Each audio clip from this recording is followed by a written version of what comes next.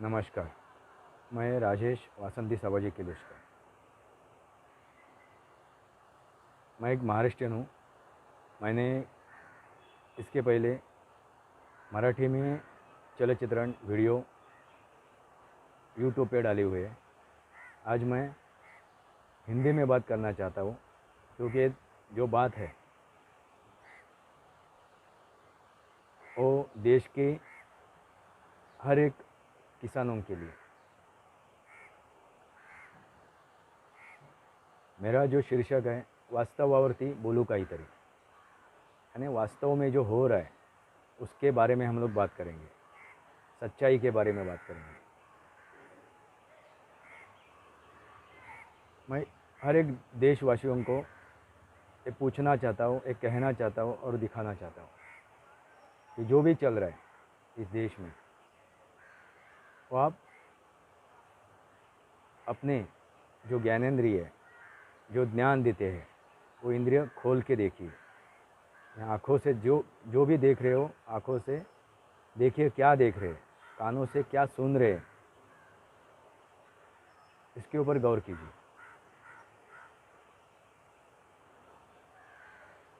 अभी जो हो रहा है, किसानों की हत्या,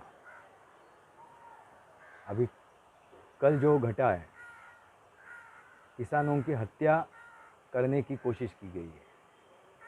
और करवाने वाला कौन है? दलाल, चमचे, और जो अपनी राजनीतिक महत्वाकांक्षा पाना चाहते हैं, वो लोग हैं। कल नरेंद्र मोदी जी ने जो 3 कानून, कृषि कानून वापस लेने की घोषणा की, दिल पे पत्थर रखे उन्होंने वो घोषणा की होगी।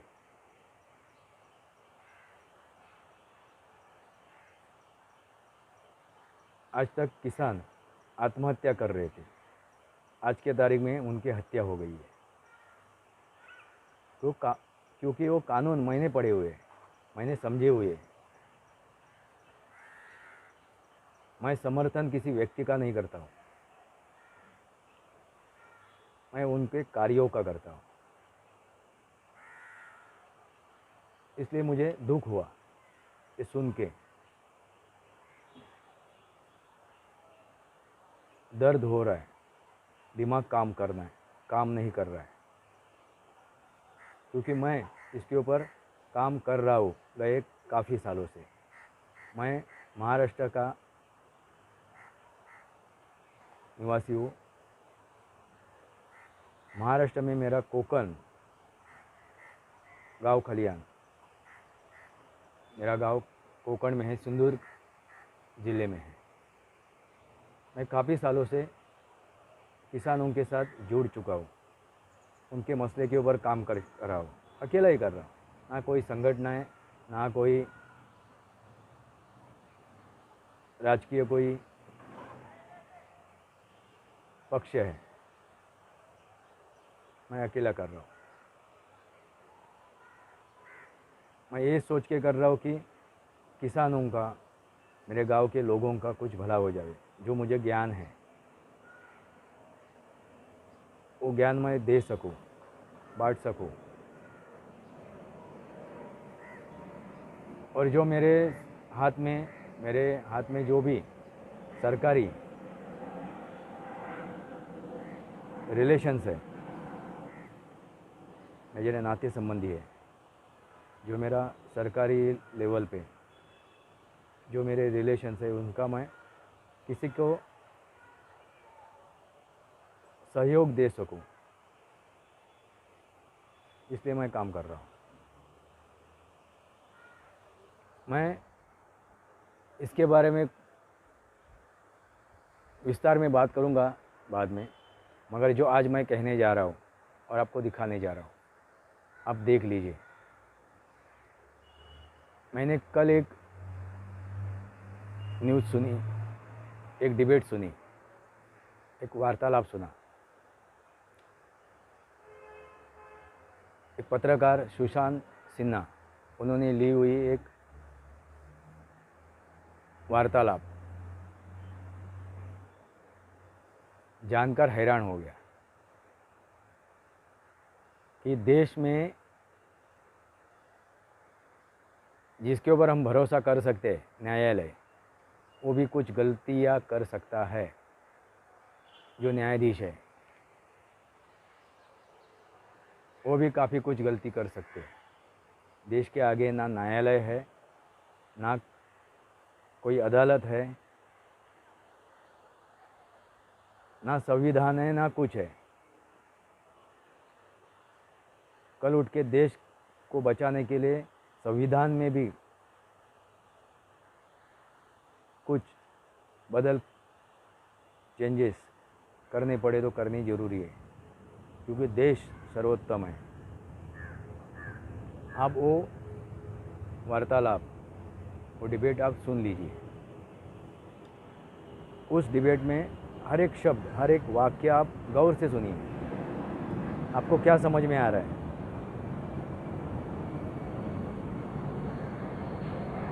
वो आप जानो, समझो क्या सच्चाई है। सुन लीजिए। मैं आगे फिर कुछ आपसे बात करूंगा, और ये बात सुन के आप दिमाग में अपने रोशनी डाल दीजिए।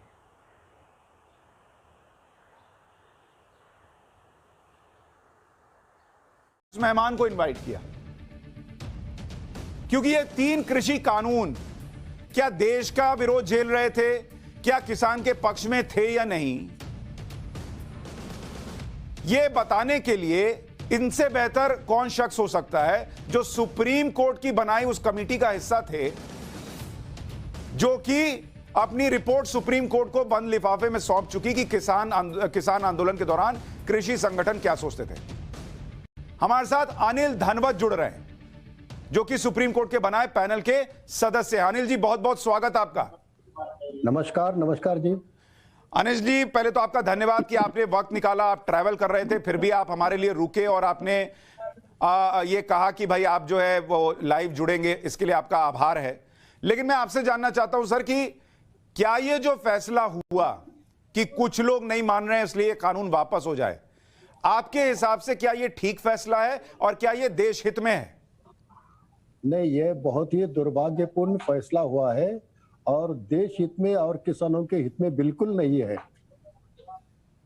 इतिहास गवाह है कि किसानों की लूट हो रही है थी इस देश में।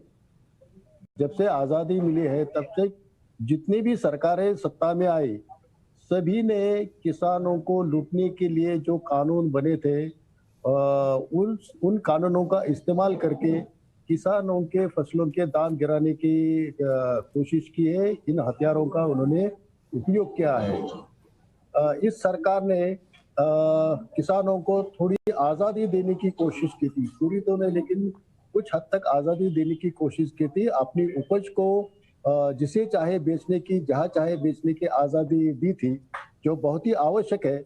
लेकिन आज उनको फिर से उन कानूनों को वापस किया गया, ये बहुत ही गलत हो चुका है और देश के लिए और किसानों के लिए बहुत ही गलत है। अनिल जी, एक चीज जरा अगर आप बता सकें, क्योंकि आपका पैनल वो पैनल था जिसको सुप्रीम कोर्ट ने अपॉइंट किया और आपने अलग अलग किसान संगठनों से बात की थी। क्या देश भर का किसान इन कृषि कानूनों के विरोध में था? आपकी जो बातचीत हुई उसमें क्या निकल कर आया था? नहीं, विरोध में तो नहीं थे। ज्यादातर किसान तो इन कानूनों के हक में थे। ये कानून लागू होने चाहिए, जरूर उसमें सुधार की डिमांड सभी संगठनों ने की थी। हमारा भी जो शेतकरी संगठन है, हमारा किसान संगठन है, पहले दिन से हमने इन कानूनों का स्वागत किया था, लेकिन जो खामियां है वो दुरुस्त करने की हमने मांग की थी। जैसे इसेंशियल कमोडिटी एक्ट में क्या खामियां थी, उसमें जो डिस्प्यूट रिजल्यूशन का जो उन्होंने तरीका दिया था वो भी गलत था, उसमें सुधारने की जरूरत थी। और कई चीजें थी जो जिसकी सुधार करने की आवश्यकता थी और हमारी कमेटी ने उसको पूरी तरह से एड्रेस करके बहुत ही अच्छी तरह से रिपोर्ट सुप्रीम कोर्ट को दे दी थी। सर, आपने जो रिपोर्ट सुप्रीम कोर्ट को सौंपी थी, क्या आपके पैनल ने यह कहा था कि देश के किसान चाहते हैं कि कुछ बदलाव के साथ ये कानून आए? वो ये उस रिपोर्ट में लिखा हुआ है जो लिफाफे में गई थी सुप्रीम कोर्ट को? हाँ, बिल्कुल लिखा हुआ है। जो मेजोरिटी ने कहा है वही हमने हमने हमारे खुद के मन की बात नहीं लिखी है उसमें।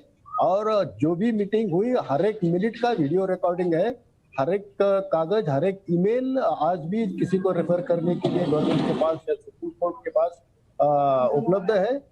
तो जो लोगों ने कहा वही हमने उस रिपोर्ट में लिखा है। और लोग चाहते हैं कि क्योंकि अब तक जो भी कानून अपने देश में चल रहे थे, कृषि कानून, उसका नतीजा तो ये निकला कि किसान आत्महत्या कर रहा है, किसान खुदकुशी कर रहा है, कर्जे के तले दबा जा रहा है।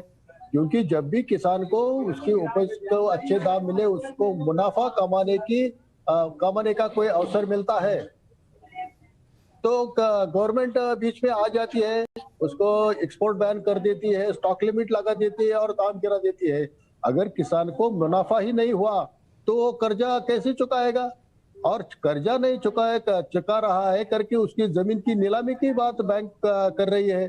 तो ये गलत है, इसमें सुधार की जरूरत है। और ये सुधार की दिशा में किसानों को कुछ आजादी देने की दिशा में उठाया हुआ एक अच्छा कदम था, ऐसा मैं कहूंगा। अनिल जी, आप बहुत बड़ी बात बता रहे हैं कि सुप्रीम कोर्ट ने जो पैनल बनाया था, उन्होंने जब किसानों से बात की तो किसान जो है वो चाहते थे कि यह कानून आए, कुछ बदलावों का जिक्र था। और पैनल ने वो रिपोर्ट जो आज तक देश के सामने आई ही नहीं, क्योंकि सुप्रीम कोर्ट ने आगे रखी नहीं, बताई नहीं देश को, वो बंद लिफाफे में रह गई, उसमें ये इन्होंने लिख कर दिया था कि ये कानून आने चाहिए कुछ बदलावों के साथ। अनिल जी, क्या आप दर्शकों के लिए बता सकते हैं कि आपने कितने कृषि संगठनों से बात की थी, कितने राज्यों के किसानों से बात की थी, और क्या कोई भी ऐसा मिला था जिसने कहा था कि नहीं सीधा वापस ही हो जाए? सुशांत जी, ये तो अभी कॉन्फिडेंशियल है, ये मामला सुप्रीम कोर्ट के दायरे में है, तो मैं ज्यादा कुछ बता नहीं सकता। लेकिन ज्यादातर किसानों ने ये कहा कि ये कृषि कानून में जो आजादी मिल रही है किसानों को, ये मिलनी चाहिए। और कुछ लोग थे जो कह रहे थे कि बस कुछ नहीं, हमें रिपील चाहिए, ऐसे कहने वाले भी लोग थे, लेकिन वो बहुत ही कम मात्रा में थे। लेकिन इन कानूनों को अच्छे तरीके से बोल्ड करके फिर से लागू किया जाए, ये ज्यादातर किसान संगठनों ने और जो भी एपीएमसी से काफी इंपोर्टर्स, एक्सपोर्टर्स, ट्रेडर्स, इन सभी लोगों ने कहा कि कृषि को अभी आजादी मिलनी चाहिए, किसानों को अपनी फसल जहां चाहे वो बेच सके, इसके बारे में ज्यादातर लोगों की राय थी। सर, एक आखिरी चीज बताइए कि क्या आप लोगों को समझ में आया कि आपने इतने महीने पहले जब रिपोर्ट सौंप दी, ये लिखकर कि भाई किसान चाह रहे हैं कि यह कानून आए, सुप्रीम कोर्ट ने उसको सार्वजनिक क्यों नहीं किया? क्या ये उनका दायित्व नहीं था कि देश को पता चले कि क्या आया उस रिपोर्ट में? बिल्कुल, ये बहुत ही अहम मसला है, इसमें अर्जेंसी थी। और पूरा देश जिस घटना को देख रहा है, उसमें सुप्रीम कोर्ट ने आज 11 महीने हो गए फिर भी इस रिपोर्ट को पब्लिक नहीं किया, सार्वजनिक नहीं किया, उस पर चर्चा नहीं हुई। अगर हमने रिपोर्ट सुप्रीम कोर्ट को सौंपने के बाद तुरंत उस पर चर्चा होती तो शायद ये आंदोलन भी खत्म हो जाता, क्योंकि उसमें बहस होती, चर्चा होती और सुधारित रूप में कानून पेश किए जा सकते थे।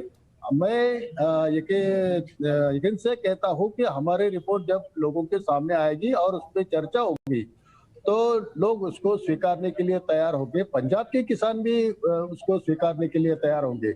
इस तरह से हमने उसमें जो भी खामियां थी उसको निकाल के, मसलन उसमें अगर विवाद होता है खरीद करने वाले और किसान में या कॉन्ट्रैक्ट फार्मिंग कर रहे हैं और किसान में, तो रेवेन्यू डिपार्टमेंट को ये जिम्मेदारी सौंपी थी कि वो उसमें न्याय दे।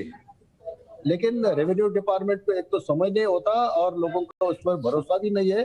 तो हम किसान संगठन के तौर पर डिमांड की थी कि कोई ट्रिब्यूनल हो, या जैसे फैमिली कोर्ट्स होते हैं, कंज्यूमर कोर्ट्स होते हैं, उस तरह का कोई जुडिशरी जिसमें अधिकार पे हो, इस तरह की अरेंजमेंट की जाए।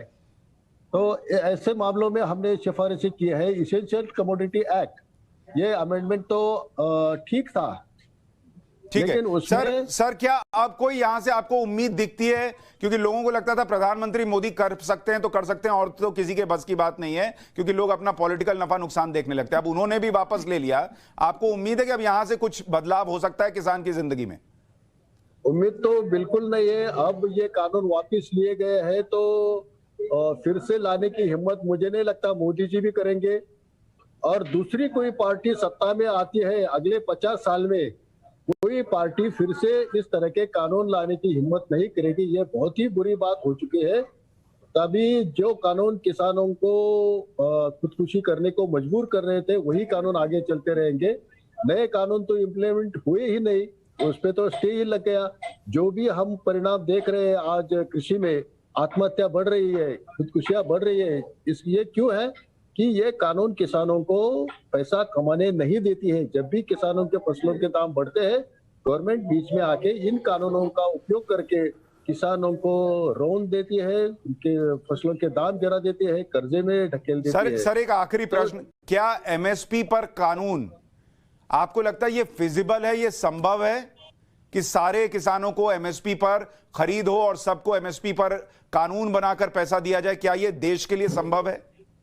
बिल्कुल नहीं है, क्योंकि अगर एमएसपी ये कानूनी की जा सकती है तो 23 फसलों को क्यों? मैं टमाटर उगा रहा हूँ, मिर्च उगा रहा हूँ, आलू पैदा कर रहा हूँ, मेरे फसल को भी एमएसपी चाहिए, ऐसी डिमांड आगे आएगी। और ये अगर ट्रेडर को आप कानून बना के कहेंगे कि इसके नीचे खरीद के तो तुझे जेल में डाल देंगे, तो वो खरीद ही नहीं करेगा, तो किसान जाएगा किसके पास बेचने के लिए? क्या गवर्नमेंट सब फसलें खरीद कर सकती है क्या? आज देश को सिर्फ 41 लाख टन गेहूं की या बफर स्टॉक की जरूरत है, गेहूं और चावल की, लेकिन हमको इस साल देश को 110 लाख टन की खरीद करनी पड़ी। उसके रखने के लिए हमारे पास गोडाउन्स नहीं है, कोई इंतजाम नहीं है, कोई इंफ्रास्ट्रक्चर नहीं है, और ये ना तो हम एक्सपोर्ट कर सकते हैं ना तो खा सकते हैं। और इसमें बहुत बड़े पैमाने पे भ्रष्टाचार होता है। देश में सबसे ज्यादा कहीं भ्रष्टाचार होता होगा तो एफसीआई में होता है, फूड कॉर्पोरेशन ऑफ इंडिया में होता है। ये माल खराब करके सस्ते दाम में बियर फैक्ट्रीज को इसको लेकर इंडस्ट्री को बेचा जाता है। बहुत बड़े पैमाने पे इसमें भ्रष्टाचार है और ये सब टैक्स पेयर के जेब से जा रहा है। जो जरूरत नहीं वो हम खरीद करके रख रहे हैं। कल प्याज वाले किसान कहेंगे हमारे प्याज को भी एमएसपी चाहिए, और वो अगर व्यापारी नहीं खरीदता है तो सरकार को खरीद करनी पड़ेगी। तो सरकार खरीद करके क्या करेंगी? प्याज तो पेरिशेबल है, आप तो उसको महीना भर भी नहीं रख सकते। और तो इतना स्टोरेज भी नहीं है, गेहूं और धान तो बर्बाद हो जा रहा है, इतना प्याज और बाकी चीजें कहाँ रखेंगे? हाँ, और सरकार खरीद करने की पोजीशन में भी नहीं है। आपने एक वीडियो देखा होगा, एक किसान ने अपने उपज पे पेट्रोल डाल के जला दिया प्रोक्योरमेंट सेंटर पे, 8 दिन बैठा था, कोई खरीद करने के लिए नहीं आया। ऐसे हर गांव में होगा, हर तालुका, हर जिले में होगा, तो ये बहुत बड़ी मुसीबत हो जाएगी जी। तो किसानों ने भी सोचना चाहिए और सरकार ने भी सोचना चाहिए कि इस मसले को कैसा हल करना चाहिए। और मैं तो ये कहूंगा तो इसका इलाज तो ये है कि किसानों को आजादी दे दो, जो उगाना है उगाए, जहाँ बेचना है बेचने दो। और गेहूं और वही आजादी तो दी जा रही थी सर, लेकिन वो कुछ लोगों को पसंद नहीं आई, क्योंकि वो हो जाता किसान जो है वो बम हो जाता, तो फिर उनकी जो सियासी फसल है वो नष्ट हो जाती, इसलिए ये हो नहीं पाया। बहुत शुक्रिया अनिल जी हमारे साथ जुड़ने के लिए आपका।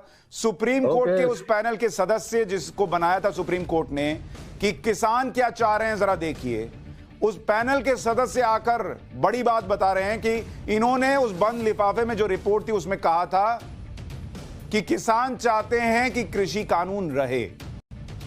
आज जो कृषि कानून वापस होने की घोषणा की उसे देश के ज्यादातर किसान चाहते हैं कि वो रहे, कुछ बदलाव हो जाएं, लेकिन वो रिपोर्ट सुप्रीम कोर्ट के पास ही रहे। महीनों से पड़ी है, सुप्रीम कोर्ट ने देश को बताया ही नहीं कि उस रिपोर्ट में क्या है, और वो कानून जो किसान की जिंदगी बदल सकते थे वो चले गए उसी ठंडे बस्ते में जिससे बाहर निकलना नामुमकिन है। आपने देखा होगा, आपने सुना होगा, अनिल घनवटकर जो न्यायपालिका ने उनको नियुक्त किया था, वो क्या कह रहे हैं? यानी कितना दुर्भाग्य है इस देश का कि न्यायालय भी गलत लोगों का साथ दे रहा है, डायरेक्ट इनडायरेक्टली। तो न्यायालय पे उंगली उठाना भी जायज़ है, ये दुखद है। आड़तियों के, दलालों के चुंगल से किसान आज़ाद होना ज़रूरी है। मैं खुद काम कर रहा हूँ, इसी कानून का साथ लेके मैंने काफ़ी लोगों को महाराष्ट्र में, मेरे कोंकण में मदद कर चुका हूँ, मार्गदर्शन कर चुका हूँ। उनका फ़ायदा उन्होंने उठाया हुआ है। एक कही सुनी बातें नहीं है, ये मैं खुद अनुभव कर रहा हूँ, ये सच्चाई है। मैं आगे कुछ डिटेल में, विस्तार में आपसे बात करूँगा। फिलहाल इतना ही। वंदे मातरम। भारत माता की जय।